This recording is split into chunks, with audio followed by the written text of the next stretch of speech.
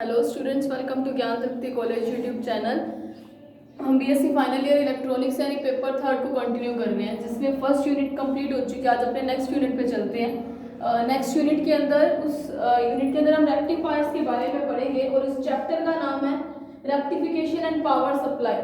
ठीक है, तो सबसे पहले आज हम रेक्टिफायर्स के बारे में पढ़ेंगे और जितना हमने फर्स्ट यूनिट में किया है उसमें से उन 5 थ्योरम में से आपको 2 क्वेश्चन तो पक्का मिल जाएंगे और उन थ्योरम में से कुछ ना कुछ एग्जाम में आने के 100% चांसेस है, तो वो थ्योरम्स कर लेना तो बड़े क्वेश्चन आपके उससे हो जाएंगे। तो आज अपनी सेकंड यूनिट शुरू करते हैं जिसका नाम है रेक्टिफिकेशन एंड पावर सप्लाई, जिसमें अपने सबसे पहले रेक्टिफायर्स के बारे में पढ़ेंगे। रेक्टिफायर को हिंदी में बोलते हैं दिष्टकारी, तो दिष्ट कारण एवं शक्ति सप्लाई।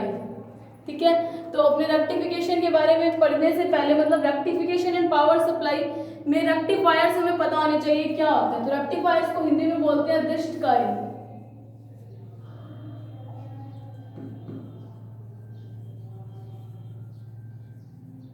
तो रेक्टिफायर क्या होते हैं, इसको बोला जाता है दिष्टकारी। आप सबने 12th क्लास में इसके बारे में पढ़ चुके हो, दिष्टकारी रेक्टिफायर्स के बारे में, रेक्टिफिकेशन के बारे में। तो अपने उसी को थोड़ा सा कंटिन्यू करते हैं। सबसे पहले देखो रेक्टिफिकेशन या रेक्टिफायर्स क्या होते हैं। एक ऐसी मतलब रेक्टिफिकेशन क्या होता है, सबसे पहले हम वो देखते हैं। रेक्टिफायर्स पढ़ने से पहले हम रेक्टिफिकेशन देखते हैं। रेक्टिफिकेशन को बोला जाता है दिष्टकरण, जो कि इस चैप्टर का नाम है रेक्टिफिकेशन एंड पावर सप्लाई।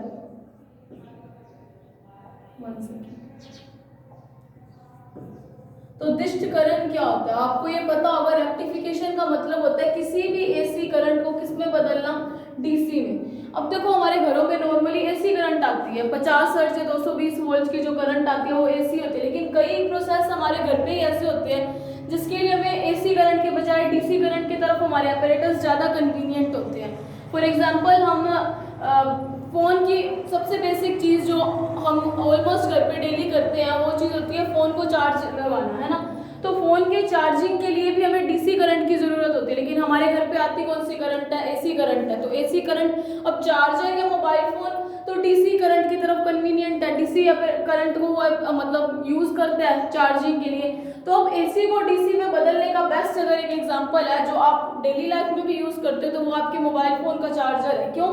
क्योंकि आने वाली डीसी सप्लाई, जो घर पे डीसी सप्लाई आ रही है उसको क्या कर रहे हैं, फ़ोन को तो बैटरी चार्ज करनी है, तो मतलब हमें डीसी करंट चाहिए।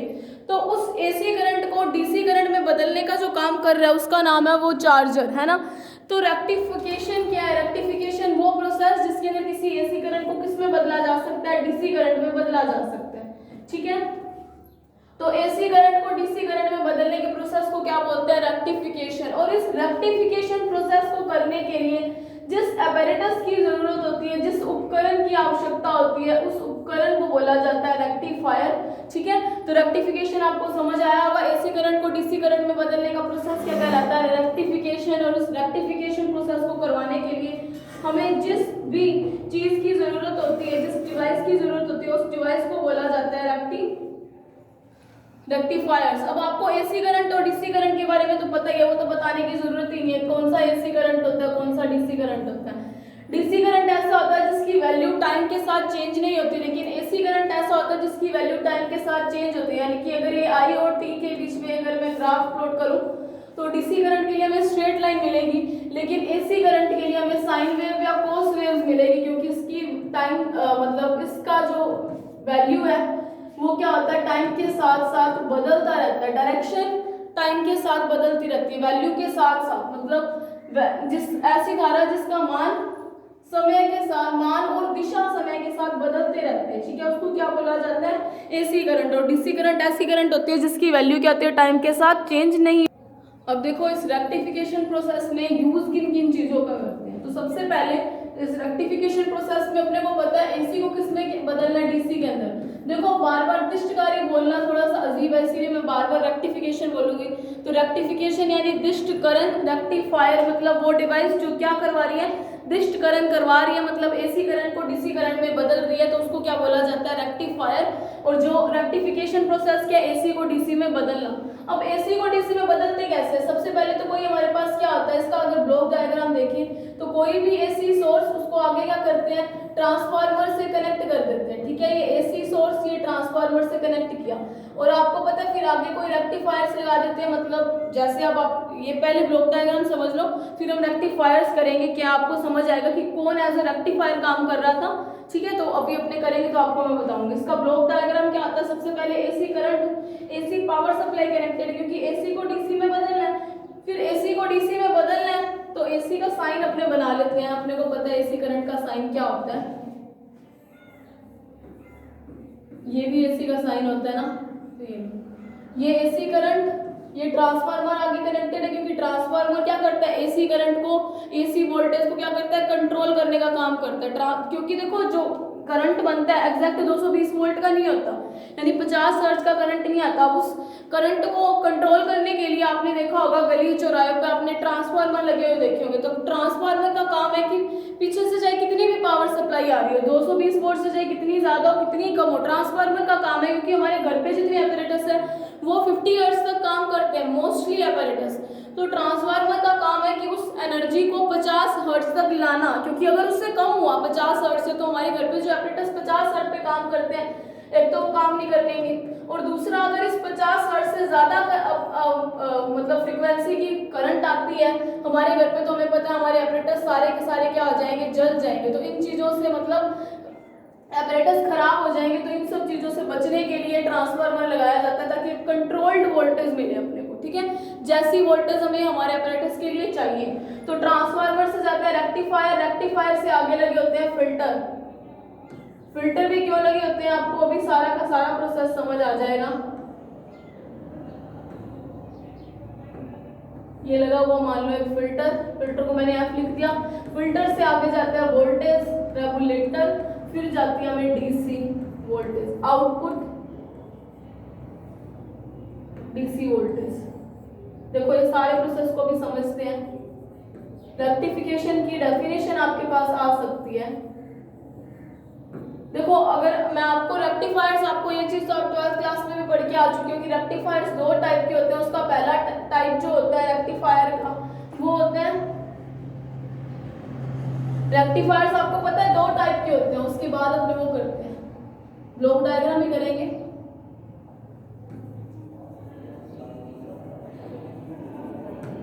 रेक्टिफायर्स हमारे पास दो टाइप के होते हैं, एक होता है half wave rectifier, half wave या फुल वेव नाम क्यों दिया वो आपको पता है, वैसे तो मेरे हिसाब से बाकी हम करेंगे भी, क्यों उसको हाफ वेव बोलते हैं, क्यों फुल वेव बोलते हैं।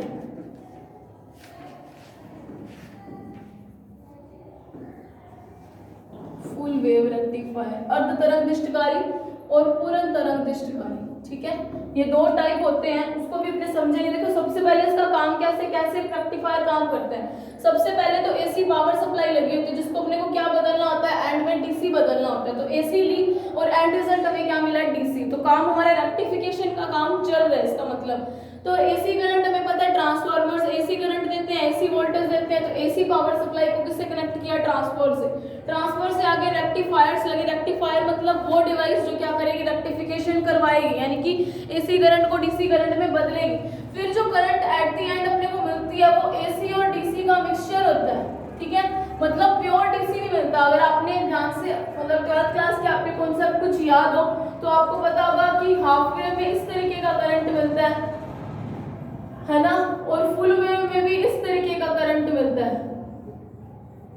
आपको ये चीज याद होगी, विद रिस्पेक्ट टू टाइम है।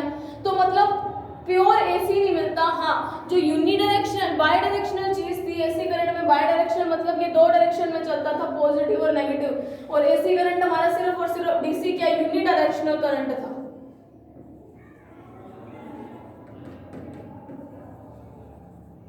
यूनिडायरेक्शनल करंट था ना। तो रेक्टिफिकेशन के प्रोसेस से हमें यूनिडायरेक्शनल काम तो मिला कि मतलब जो करंट था वो एक ही डायरेक्शन में चला, लेकिन प्योरली डीसी नहीं मिला। मतलब विद रिस्पेक्ट टू टाइम एक स्ट्रेट लाइन कर्व वो मिलना चाहिए था लेकिन नहीं मिल रहा। इसका मतलब एसी और डीसी का मिक्सचर यहाँ पे अपने को करंट मिलता है या वोल्टेज मिलती है। तो उसमें से एसी पार्ट को अलग करने के लिए फिल्टर्स लगाए जाते हैं। इन फिल्टर्स को स्मूथिंग फिल्टर्स बोला जाता है, यानी कि उर्मिका फिल्टर। स्मूथिंग फिल्टर का काम ही होता है, देखो फिल्टर आपके सिलेबस में आपके पास आएंगे, L section filter, C section filter, L C section filter, वो आगे आएंगे। तो जब आएंगे अपने तब करेंगे।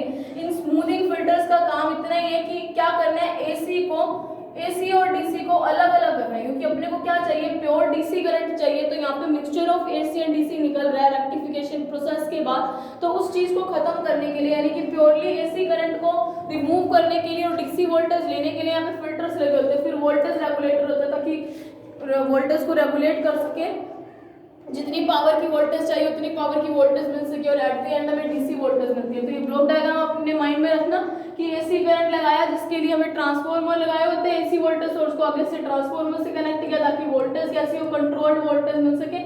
फिर रेक्टिफायर्स लगाए, रेक्टिफायर से जो आउटपुट मिला वो यूनिडायरेक्शनल, बाय डायरेक्शनल के बजाय यूनिडायरेक्शनल तो हुआ, हाफ वेव से इतना मिलता है और फुल वेव से इस तरीके का मिलता है। तो वो बाय डायरेक्शनल था, सॉरी यूनिडायरेक्शनल तो था, लेकिन उसमें से अभी भी एसी कंपोनेंट था क्योंकि उसकी वैल्यू बार बार चेंज हो रही है। और डीसी करंट क्या थी, जिसका टाइम के साथ साथ ना तो डायरेक्शन चेंज होगी और ना ही वैल्यू चेंज होगी। एसी करंट ऐसा होता है जिसके टाइम के साथ साथ डायरेक्शन और वैल्यू दोनों बदलते हैं, है ना।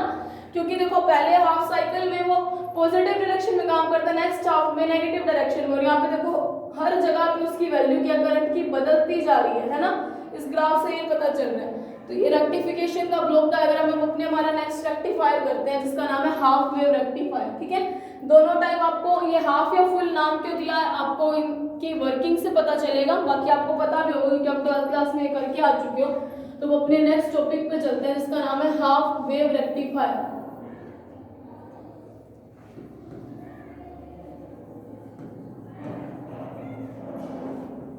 इंपॉर्टेंट है ये भी टॉपिक पेपर के पॉइंट ऑफ व्यू से, ठीक है। इसको हिंदी में बोला जाता है अर्ध तरंग दिष्टकारी। अब अर्ध क्यों बोलते हैं तो वो आपको अभी इसकी वर्किंग से पता चलेगा। सबसे पहले हम इसके लिए ब्लॉक डायग्राम यानी सर्किट डायग्राम बना लेते हैं कि किस तरीके का ये रेक्टिफायर होता है, ठीक है।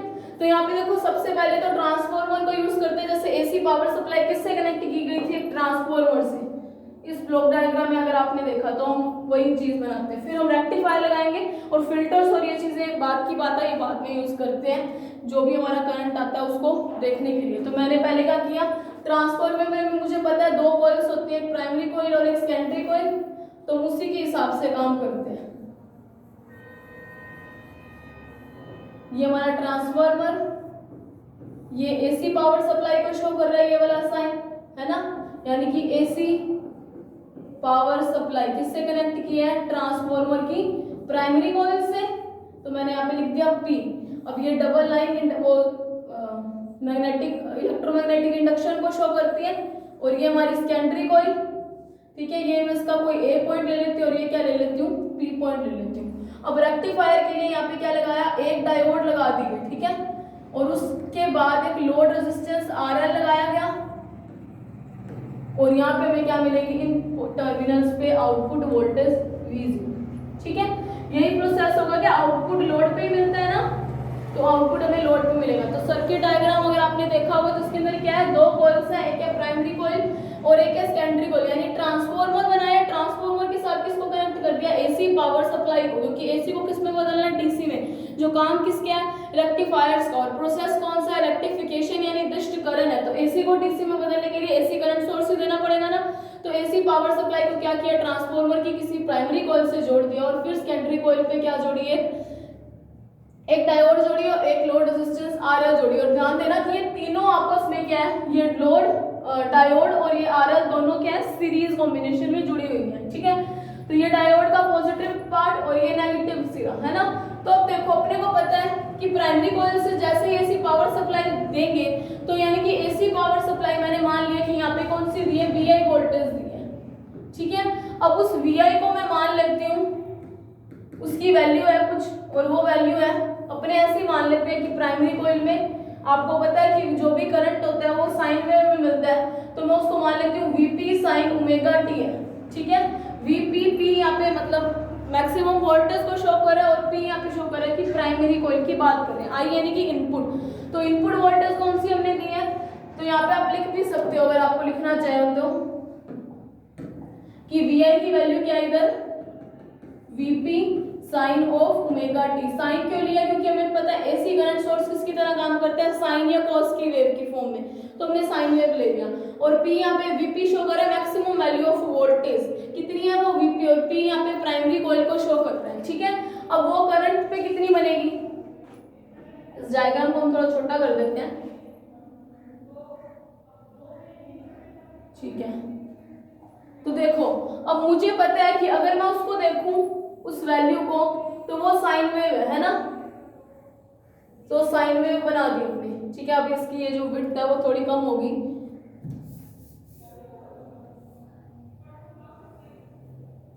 तो ये एक साइन वेव है।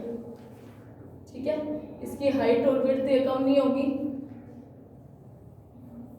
ठीक है, ये एक साइन वेव है, कौन सी, वी आई की, और विद रिस्पेक्ट टू टाइम चल रहा है ये सारा का सारा ग्राफ। ठीक है, मैंने नीचे टी लिख दिया, मतलब विद रिस्पेक्ट टू टाइम चल रहा है। और ये वैल्यू क्या है, मैक्सिमम वैल्यू जो कितनी आ रही है, वीपी, इधर आएगी प्लस का वीपी और इधर कितना आएगा, माइनस का वीपी। साइन ओमेगा टी तो मैंने साइन वेव शो कर दी। ये कौन सी, अब इनपुट की बात की। अब अपने को पता है ट्रांसफार्मर किस पे काम करता है, विद्युत चुंबकीय प्रेरण के सिद्धांत पे काम करता है। प्राइमरी कॉइल में एसी सोर्स लगाया, सेकेंडरी कॉइल में विद्युत चुंबकीय प्रेरण के कारण इंडक्शन होगा, मतलब यहाँ पे भी एक एसी करंट सोर्स जाएगा, एसी वोल्टेज मिलेगी। और वो वोल्टेज मैंने मान ली कि वो हमारे पास कितनी है, सेकेंडरी कॉइल है तो मैंने वीएस मान ली। ठीक है, वो कितनी आती है हमेशा, एन इंटू वीपी आएगी साइन ऑफ ओमेगा टी, यही आएगी, एन इंटू आएगी ना, तो क्यों, क्योंकि एन यहाँ पे क्या होता है, वीपी अपॉन वीएस का रेशियो, यानी कि नंबर ऑफ टर्न्स का रेशियो होता है। आपने ट्रांसफार्मर फर्स्ट ईयर में अच्छे से पढ़ा होगा, तो उस बेस पे। ठीक है, अब मैं इस वीएस को मान लेती हूँ ई एम या फिर वी एम मान लो, या इसको पूरे को आपकी बुक में इसको ना वी माना, वी की जगह ई माना हुआ है, तो अपने वी एम से ही कर लेते हैं। ठीक है, V M sine of omega t, यानी कि अब ये जो वी एस करंट है, वी एस वोल्टेज है, तो वो भी साइन वेव, ये वी एम है। ठीक है, अब ये मेरे से छोटी बड़ी हो रही है, मतलब इनकी हाइट कम होती जा रही है, तो आप उस हिसाब से मत बनाना। ठीक है, और आउटपुट में अपने को क्या मिलेगा, V0 मिलेगा, जो भी मिलेगा।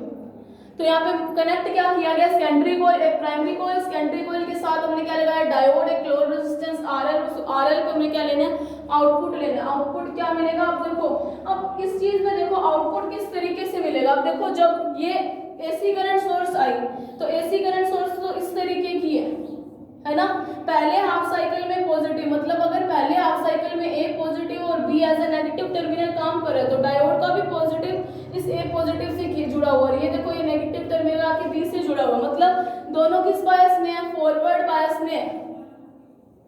अगर दोनों फॉरवर्ड यानी कि अग्र बायस की कंडीशन में है, उस केस में तो हमें पता है डिप्लेशन लेयर की मोटाई बढ़ती है या घटती है। आपने डायोड्स अच्छे से पढ़ रखी है, तो डिप्लेशन लेयर की मोटाई घटती है, उस टाइम डिप्लेशन लेयर यानी अवक्षय परत की चौड़ाई या मोटाई घटेगी, जिसके कारण क्या आएंगे, चार्ज, जितने भी हमारे चार्ज पार्टिकल्स हैं यानी कि इलेक्ट्रॉन्स हैं, वो क्या करेंगे, होल्स की तरफ मोशन शुरू करेंगे, जिसके कारण सर्किट में करंट फ्लो होगा। और अपने को पता है इस रेक्टिफिकेशन प्रोसेस में सर्किट के अंदर भी करंट फ्लो होता है। कौन सी केस में, जब हमारी वोल्टेज कैसी हो, दोनों कैसे हो आपस में, फॉरवर्ड बायस में, तो फॉरवर्ड बायस का क्या करंट फ्लो हुआ।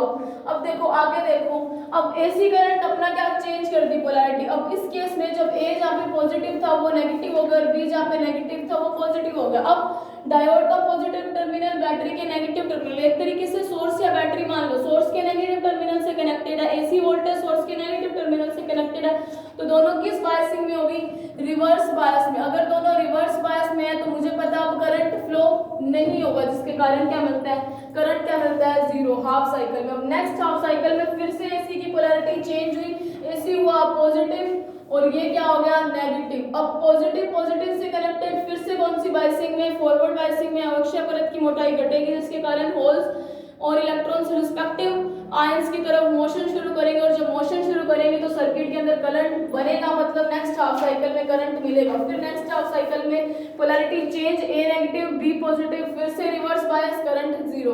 अब देखो, अब इसमें इसको हाफ वेव रेक्टिफायर से आप जब बनाओगे ना, तो इन सबको इस तरीके से बनाना कि इनका जो मिनिमम और मैक्सिमम है, ये एक ही टाइम पे बने, ठीक है। तो नोटबुक में इस तरीके से बनाना, आप यहाँ पे नहीं बना, आप बनाना, ठीक है। अब देखो, देखा जाए इसको हाफ वेव रेक्टिफायर नाम इसलिए दिया क्योंकि जो साइन वेव हमने दी है, यानी कि जो एसी पावर सप्लाई दी है उसकी हाफ ही, ये वाली हाफ और ये वाली हाफ ही वेव क्या कर रही है, पार्टिसिपेट कर रही है किस प्रोसेस के अंदर, रेक्टिफिकेशन प्रोसेस के कारण अंदर, इसीलिए इस प्रोसेस का नाम दिया जाता है हाफ वेव रेक्टिफायर। अगर हम दोनों वेव्स यानी कि पॉजिटिव और नेगेटिव दोनों पोलैरिटीज को यूज करेंगे तो हम फुल वेव में करेंगे, मतलब टोटल की टोटल वेव अब हमारे यूज में आ रही है तो उसको हम बोलेंगे फुल वेव रेक्टिफायर्स, ठीक है। तो ये चीज कंप्लीट हुई, ये आपको समझ आई होगी। तो इसको हाफ वेव क्यों बोलते हैं, थोड़ी भी सारी चीजें लिखनी है आपको। अब अपने करते हैं आउटपुट में अपने को करंट कितना मिलेगा। देखो हमारा डायग्राम कौन सा है,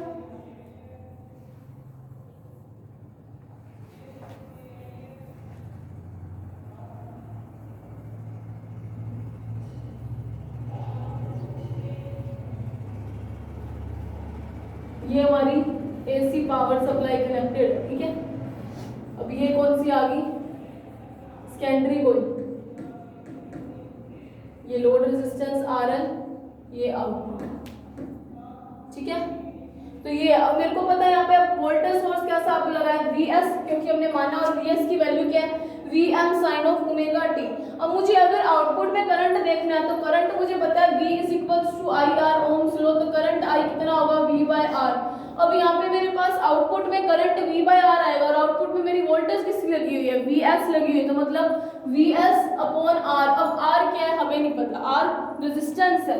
अब देखो कोई भी एपरेटस आज तक ऐसा नहीं बन पाया जिसका रेजिस्टेंस 0, तो मतलब इस कॉइल का भी कुछ ना कुछ रेजिस्टेंस होगा। तो मान लेते हैं इस कॉइल का रेजिस्टेंस क्या है, R है, और इस डायोड कॉइल के रेजिस्टेंस को हम RS मान लेते हैं, सेकेंडरी कॉइल, ठीक है। और इस डायोड के रेजिस्टेंस को RF मान लेते हैं, और ये लोड रेजिस्टेंस हमें RL दिया हुआ है ना। और ये तीनों कैसे कॉम्बिनेशन में जुड़े हुए हैं आपस में, आप देख सकते हो सीरीज में। तो मतलब इस करंट की वैल्यू क्या आएगी,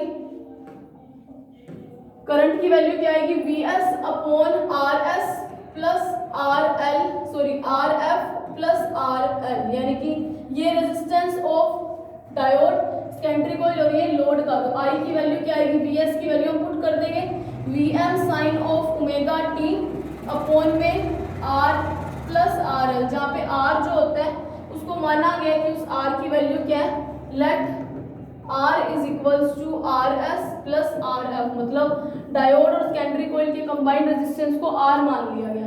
तो I की जो वैल्यू आएगी उसको मान लेते हैं Im sine of omega t आया, ठीक है। तो I की वैल्यू ये आई है, अगर हमने लेट किया है यहाँ से तो फिर Im कितना होगा Vm upon R plus RL, यानी कि ये मैक्सिमम वैल्यू ऑफ करंट को दिखा रहा है। अब अपने को ना कुछ पॉइंट्स इसके अंदर निकालने हैं। तो रेक्टिफिकेशन का प्रोसेस तो आप लिखोगे, आउटपुट में करंट क्या मिल रही है वो भी लिखोगे। अब आप लिखोगे IDC। सबसे पहली बात, अब इस डायग्राम से आपको ये पता चल रहा है कि आउटपुट में जो करंट मिली यूनिडायरेक्शनल तो है, मतलब जो एसी सोर्स दो डायरेक्शन में काम कर रही थी, प्लस और माइनस, हाफ साइकिल में उसकी पोलैरिटी चेंज और नेक्स्ट हाफ साइकिल में उसकी पोलैरिटी बदल जाती है। तो ये जो डीसी करंट सोर्स मिले है उसकी पोलैरिटी मतलब एक ही डायरेक्शन में काम चल रहा है, लेकिन उसकी वैल्यू अभी भी चेंज होती जा रही है। मतलब क्या, डीसी के अंदर कुछ ना कुछ वैल्यू किसका, एसी का मिक्स हुआ है। इस चीज को बोलते हैं, मतलब डीसी के अंदर एसी का प्रेजेंट होना, इस मिक्सचर को बोला जाता है, यानी एसी का डीसी में होने को बोला जाता है रिपल बोला जाता है इसको, या पल्सेटिंग वोल्टेज बोला जाता है। वो आगे आएगा, आपको बताऊंगी वो क्या चीज है। तो वो अपने निकालते हैं एवरेज आउटपुट वोल्टेज। इसके अंदर कुछ पॉइंट्स आपको निकालने पड़ेंगे, चाहे वो फुल वेव हो चाहे हाफ वेव हो, ठीक है। तो पहला पॉइंट हम निकाल रहे हैं एवरेज आउटपुट करंट या आउटपुट वोल्टेज, ठीक है। अब हमें पता है, हमने रेक्टिफिकेशन के प्रोसेस में हमने आउटपुट करंट कौन सी लेनी थी, IDC लेनी थी, ठीक है ना। क्योंकि हमें रेक्टिफिकेशन का प्रोसेस क्या बताता है, एसी को डीसी में बदला। एवरेज आउटपुट करंट मतलब एवरेज लेना है। एवरेज, अब ये करंट डिपेंड किस पे कर रहा है, टाइम पे डिपेंड कर रहे हो, क्योंकि आई और इसका जो ग्राफ बना रहे हैं विद रिस्पेक्ट टू टाइम बना रहे हैं, है ना। चाहे वोल्टेज का बना है चाहे करंट का बना है, तो ये विद रिस्पेक्ट टू टाइम है, मतलब ये डिपेंड किस पे कर रहा है, टाइम पे। तो हम एवरेज कैसे निकालेंगे, 1/t 0 to t small I dt। अब देखो ये चीज मैंने कैसे लिखी, इसको आपको इक्वेशन मत दो, जो इनकी वैल्यूज हमको कुछ इक्वेशन हम दे देते हैं पहले। देखो सबसे पहली बात, आप इस ग्राफ को देख के एक चीज आप समझ चुके होंगे, जो करंट है आउटपुट की जो करंट है वो मैंने स्मॉल आई से लिया है ना।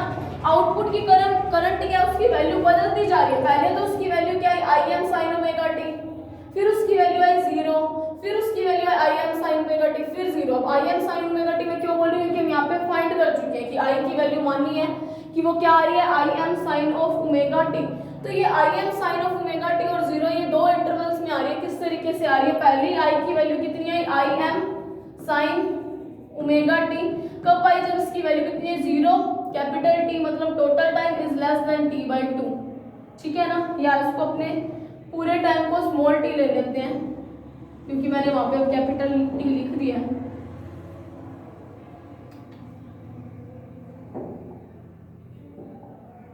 हाफ साइकिल में ये काम कर रहा है ना, t बाई 2। और आगे देखा जाए आई की वैल्यू 0 आती है कब, जब इसकी वैल्यू क्या, कैपिटल T बाई 2 और 0 t के बीच की हो, मतलब आधे साइकिल में जब टाइम कितना हुआ, t बाई 2, उस टाइम तो इसकी कुछ वैल्यू आई। अब अगले t बाई 2 से t टाइम तक इसकी वैल्यू क्या आई है, 0, तो वो मैंने यहाँ पे इस तरीके से लिखे हैं, ठीक है। तो अब जब मुझे एवरेज निकालना है, तो आपको एवरेज निकालने का एक तरीका पता, आप क्या निकालते हो, I d t with respect to d t है। अब टोटल टाइम हमारा 0 to t है, 0 to t है, इस तरीके से एवरेज निकालते हो। मैं वहाँ पे डायरेक्ट लिख दिया, तो उसकी वैल्यू का क्या आई, 1 बाय छोड़ो एवरेज निकालना बता रही हूँ। आपने ये तरीके से एवरेज बहुत बार निकाला होगा, तो वो आपको एक नया तरीका लग रहा हो, मैंने वहाँ पे डायरेक्ट लिख दिया। तो ये क्या, 0 to t यानी total time period, dt upon t का क्या आएगा, 0 to t इसकी लिमिट थी तो वो मैंने लगाई, तो 0 to t i dt upon में क्या आया, कैपिटल T, तो इसीलिए यहाँ से ये लिखता है 1 upon t, 0 to t i dt। अगर आपको ये चीज समझ ना आ रही हो डायरेक्ट, तो ये चीज आप अपनी नोटबुक में ये भी नोट डाउन कर सकते हो, ठीक है। तो जिस हिसाब से आपको कन्वीनियंट लगे उस हिसाब से काम करना, ठीक है। अब ये मेरे पास क्या है, I D C 1 upon t. अब देखो लिमिट क्या, आई की वैल्यू क्या मेरे पास, एक बार तो देखो अब दो लिमिट बनेगी, एक तो 0 to t बाई 2, जब इसकी वैल्यू क्या आती है, I M sine omega t dot d T, plus t by 2 से t तक, जब इसकी वैल्यू क्या आती है, 0 डॉट डी टी। मतलब ये टर्म तो अब अपने पास क्या बनेगी, 0। क्यों ये बनी, आपको यहाँ पे अभी जस्ट बताया है इधर कि पहले हाफ टाइम पीरियड तक तो इसकी कुछ वैल्यू आती है, अगले हाफ टाइम पीरियड तक इसकी वैल्यू क्या आती है, 0, फिर कुछ वैल्यू है, फिर 0, फिर कुछ वैल्यू है, फिर 0 जाएगी। तो मतलब अगर मैं इस लिमिट को तोड़ूं तो वो इस तरीके से लिमिट क्या आ जाएगी, डिवाइड हो जाएगी, है ना। तो अब उसको आगे से सॉल्व करते हैं, तो इसकी वैल्यू क्या है, 1 अपॉन टी। तो इस टर्म को तो मैं अब वैसे ही 0 कर दिया, 0 to t बाई 2, यहाँ पे क्या है, I M sine of omega t dot d t, ये वैल्यू आई है। तो अब इस वैल्यू को अपने क्या कर देते हैं, पुट कर देते हैं। ये चीज है I M sine omega t, तो 1 upon T, I am maximum value of current, तो वो तो एज अ कांस्टेंट है, तो बाहर आ गई 0 to t by 2 sine of omega t dot d t, यही वैल्यू आएगी। अब इसका मेरे को पता है 1 upon t into I M. अब साइन ऑफ ओमेगा टी का इंटीग्रेशन क्या आता है, minus cos of omega t upon omega, तो t बाई 2 से 0 तक चल रहा है। अब ये माइनस को मैं बाहर ले लेती हूँ, मतलब minus I am upon omega capital T cos of omega t की लिमिट क्या है, t बाई 2 से 0। तो ये चीज मैं अब एक बार रिमूव कर रही हूँ, यहाँ पे हम इस लिमिट को अप्लाई कर देते हैं, ठीक है। ये आपने नोट डाउन कर लिया होगा अब तक, तो आप वीडियो को पॉज करके नोट डाउन करना। आई टी सी की वैल्यू क्या आई है, minus I am upon omega T cos पे मैं लिमिट लगाऊं तो cos omega T by 2 minus cos 0 degree, यही बनेगा। अब आपको पता है ओमेगा टी की वैल्यू कितनी होती है, मतलब मैक्सिमम जो फ्रीक्वेंसी चलती है ओमेगा टी उसकी वैल्यू कितनी होती है, 2 पाई, क्योंकि टोटल टाइम कितना है, 0 से लेके पाई तक, 2 पाई तक एक साइकिल कंप्लीट होता है, ये होता है पाई और ये फिर होता है 2 पाई, है ना। 0 से पाई तक एक साइकिल कंप्लीट होता है, और यहाँ पे ओमेगा टी भी वही चीज है, तो ओमेगा टी की वैल्यू कितनी हो जाएगी, 2 पाई। ये आपको वैसे भी पता होगा। तो आई डी सी की वैल्यू क्या है, I M minus I am, omega t की वैल्यू मैं पुट कर देती हूँ 2 पाई, यहाँ पे आप लिख देना, we know that omega t की मैक्सिमम वैल्यू 2 पाई, मतलब ये टोटल साइकिल कितने टाइम में कंप्लीट हो रहा है, 2 पाई टाइम ले रहा है, मतलब ओमेगा इंटू टी 2 पाई के इक्वल है टोटल साइकिल की लेंथ। तो यहाँ पे क्या आएगी, cos ओमेगा टी की वैल्यू मैंने रख दी 2 pi upon 2 pi minus 1, cos 0 की वैल्यू कितनी होती है, 1, तो ठीक है। अब ये 2 से 2 क्या हो गया, आपस में कैंसल आउट हो गया, तो यहाँ पे बचा क्या, IDC की वैल्यू। ये चीज आप इधर लिख लेना, यहाँ पे लिख लेना, because omega t is equals to 2 pi, we know that.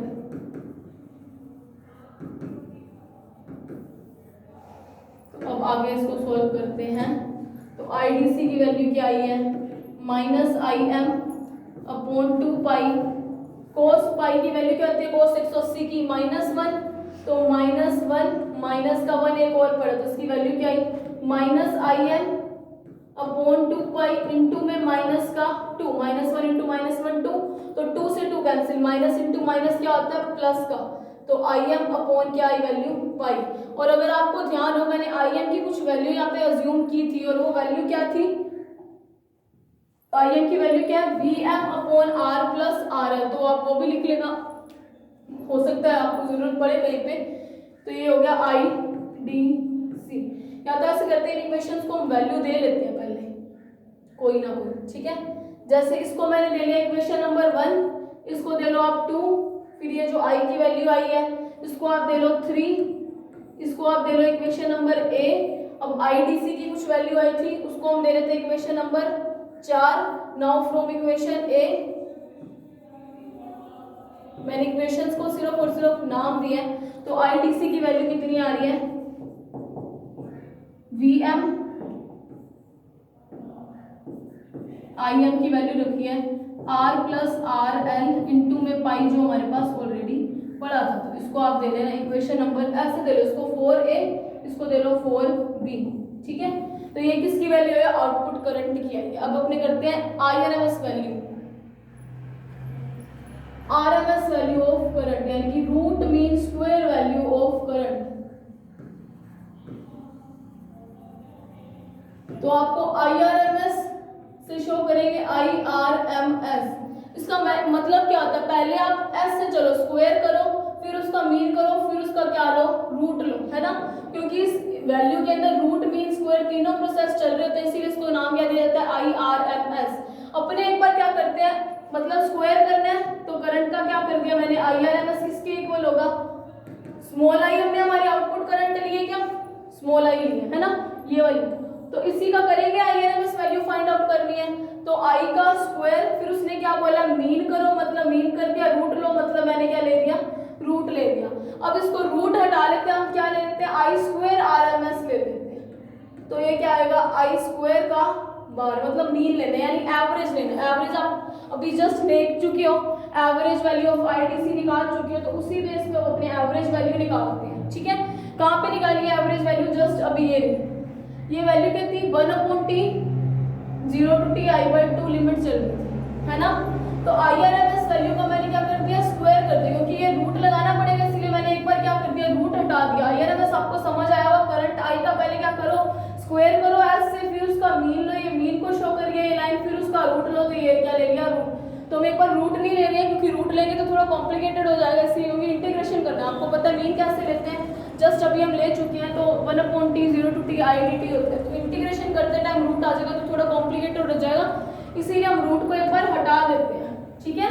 तो मैं वैल्यूज रखती हूँ, 1/t लिमिट क्या रहेगी, 0 to t, इस बार टाइम क्या हो गया, 0 to t टाइम नहीं, सॉरी करंट, करंट क्या I का स्क्वायर डॉट dt। अगर उस तरीके से अगर आप लेते हो तो आपको पता है क्या बनेगा, I² dot dt 0 to t 0 to t। At the end इसको सॉल्व करोगे, इसकी वैल्यू तो t आएगी, तो मतलब इधर तो 1/t रहेगा ही रहेगा, इसीलिए मैंने डायरेक्ट वो चीज लिख दी है। ये चीज अभी जस्ट हम IDT की एवरेज वैल्यू ऑफ करंट निकाल रहे थे, तब हमने किया एवरेज या मीन, तो 1/t आ गया। अब लिमिट आपको फिर से पता है, ये टूटेगी, 0 to t/2 में जाएगी, I² dt, या इसको I1 ले लो, या इसकी सीधा हम वैल्यू पुट कर देते हैं 0 to t/2 टाइम पीरियड के अंदर। इसकी वैल्यू क्या आती है, Im² sin square omega t हो जाएगी इस बार, क्योंकि I का स्क्वायर है, डॉट dt। क्यों, आपको समझ आ रहा होगा क्या, I की वैल्यू क्या थी, Im sin ओमेगा t एक बार आती है, और अगले हाफ साइकिल में 0 आती है, तो अब प्लस अब हाफ साइकिल कौन सा, t/2 से t तक का, उसमें इसकी वैल्यू क्या है 0 dt। तो इस इंटीग्रेशन की वैल्यू तो क्या आ जाएगी 0। तो इस इंटीग्रेशन को सोल्व करते हैं तो इसकी value I 1/t 0 to t/2। ये im का स्क्वायर मैंने इधर बाहर ले लिया क्योंकि एक कांस्टेंट है, sine square omega t dot dt।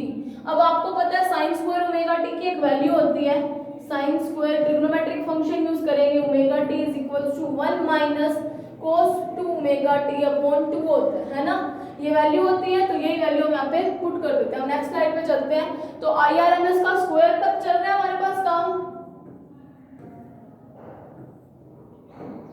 ये IRMS का स्क्वायर, उसकी वैल्यू क्या आई है IM का स्क्वायर अपॉन t, यहाँ पे क्या आया था 0 to t/2 sine square omega t। तो साइन स्क्वायर ओमेगा t की मैंने वैल्यू पुट कर दी 1 माइनस कोस omega 2 omega t upon omega upon 2 omega t लिख दिया, अपॉन में 2 डॉट dt चल रहा है ना। तो ये क्या बना IM का स्क्वायर अपॉन 2t लिख दूं, ये t बाहर ले 2 को 0 to 2/2 t/2 minus cos 2 omega t dot dt। यही चीज बनी है क्या, देखो 1 minus cos 2 omega t upon 2, ये वैल्यू यहाँ पे हमने क्या कर दी पुट कर दी, और उस 2 को हमने बाहर ले लिया क्योंकि वो एक कांस्टेंट है। तो IM का स्क्वायर की वैल्यू क्या आई है 1/2t, इंटीग्रेशन चलेगा 0 to t/2 1 dt minus 0 to t/2 cos 2 omega t dot dt।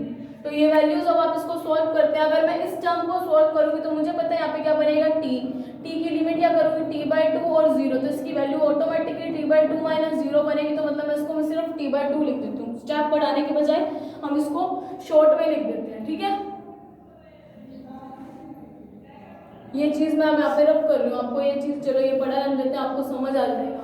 तो IRMS स्क्वायर की वैल्यू कितनी आती है, I स्क्वायर RMS की वैल्यू कितनी आई है, IM का square upon 2t dot cos 2 omega t की करोगे तो अपॉन में क्या आएगा 2 ओमेगा साइन 2 ओमेगा। तो देखो अब इसको आगे करते हैं। तो यहाँ पे t/2 तो मेरे पास आ गया, जो कैसे आया यहाँ पे अभी बताया, माइनस यहाँ पे क्या बनेगा cos का integration sine 2 omega t upon में 2 ओमेगा आ जाएगा क्योंकि विद रिस्पेक्ट टू t आ रहा है, t/2 से 0 है ना। अब इसको मैं अप्लाई करती हूँ लिमिट को, IM square upon 2t, t/2 तो हमारे पास पड़ा है माइनस, अब इसको मैं अप्लाई करूँ तो यहाँ पे क्या बनेगा sine 2 omega capital T upon 2, t की जगह मैंने क्या लिख दिया t/2 लिख दिया, अपॉन में 2 ओमेगा पड़ा है माइनस साइन 2 ओमेगा इंटू 0 यानी कि अपॉन 2 ओमेगा पड़ा है ना। तो अब देखो इसकी वैल्यू क्या आती है, IM का square upon 2t t/2 minus इसकी वैल्यू कितनी आई है साइन ओमेगा t की वैल्यू आपको पता है हम क्या ले रहे हैं 2 पाई, और होती भी यही है बिकॉज आप यहाँ पे लिख देना omega t is equals to 2 pi, ये हमने लिया। तो ये वैल्यू मैं यहाँ पे पुट कर देती हूँ क्योंकि यहाँ पे बन रहा है। अब मैंने ये वैल्यू यहाँ पे रख the sign 2 pi upon 2 omega पड़ा, 2 से 2 तो कैंसिल हो गया माइनस 0 क्योंकि साइन 0 डिग्री इज 0। अब साइन 2 पाई यानी कि 180 की वैल्यू कितनी होती है 0 ही होती है, तो वो वैल्यू भी क्या आ जाएगी 0। तो साइन 2 पाई भी 0 और साइन 0 भी 0, यहाँ पे अब लिख देना sine 0 degree is equal to 0, sine 2 pi is equals to 0, ये दोनों 0। तो IM की वैल्यू क्या आ जाएगी IM square upon 2t into t/2 minus 0। तो ये माइनस का 0 हटा दूंगा, कोई फर्क पड़ेगा क्या, तो यहाँ पे क्या बनेगा IM square into t upon 2t into में एक 2, ये से 2 कैंसिल, तो ये सॉरी t से t कैंसिल, 2 से 2 नहीं, t से t कैंसिल। तो यहाँ पे इसकी वैल्यू क्या आती है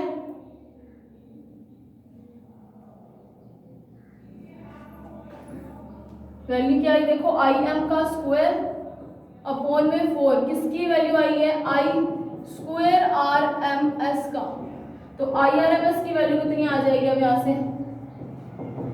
IM स्क्वायर अपॉन 4 का क्या ले लो रूट ले लो, तो रूट लेके इसकी वैल्यू क्या आएगी IM अपॉन 2। किसकी वैल्यू है ये IRMS की, इसको दे लो इक्वेशन नंबर 5। अब एक छोटी सी चीज फाइंड आउट करनी रहेगी रिपल फैक्टर, वो अपने नेक्स्ट लेक्चर में करेंगे। So that's it for today, thank you very much.